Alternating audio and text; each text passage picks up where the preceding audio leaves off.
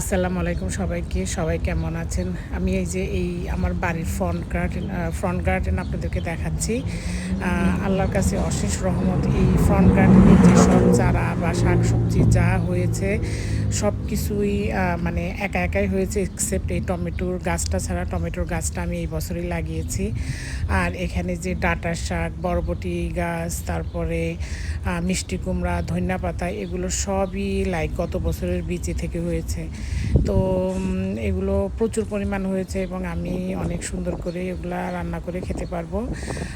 তো এটা আসলে আল্লাহর এক রকমের রহমত আমি মনে করি। তো এখানে এই যে বেতর শাক, যেটাকে আমরা বাত্যার শাকও বলে থাকি, এই শাকটা প্রচুর হয়েছে এবং এটা খেতে তো অনেক মজা।